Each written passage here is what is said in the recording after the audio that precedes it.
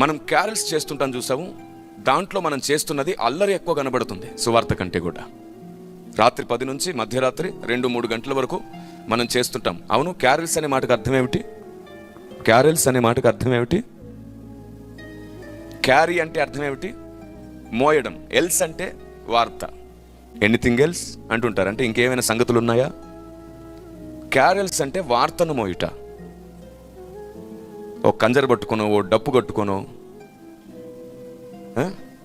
ఒక శాంటా అదే క్రిస్మస్ తాతని తయారు చేసో, జేబు నిండా చాక్లెట్లు వేసేసి బిస్కెట్లు పెట్టుకుని happy happy Christmas, merry merry Christmas అని గట్టి గట్టిగా అరుస్తూ ఎక్కడికి వెళ్తాం? మళ్ళీ విశ్వాసుల ఇంటికి వెళ్ళి టీ బిస్కెట్లు బాగా తినేసి మిగిలితే కవర్లు వేసుకొని పొట్లం కట్టుకుని మళ్ళీ ఇంకొక విశ్వాస ఇంటికి. ఏం చేస్తున్నారు? ఏం అర్థమయ్యేటట్లు చేస్తున్నారు సమాజానికి? ప్రతిదీ ఆచారంగా మార్చేసాం కదా మనం అని నన్ను కూడా మీతో కలుపుకుంటున్నాను. మనం పొరపాటు ఎవరితో ఒక్కరితో జరగలేదు. తాతల నాటి నుంచి అందరం కలిసి చేసుకున్నాం ఇదంతా.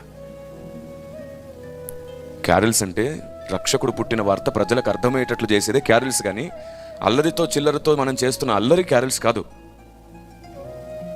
అవును, సువార్త కోసం స్తుతి చెయ్యాలి, హ్యాపీ క్రిస్మస్ అని అందరినీ విష్ చేయాలి, మెరీ క్రిస్మస్ అని అందరికీ శుభాకాంక్షలు చెప్పాలి, నిజమే.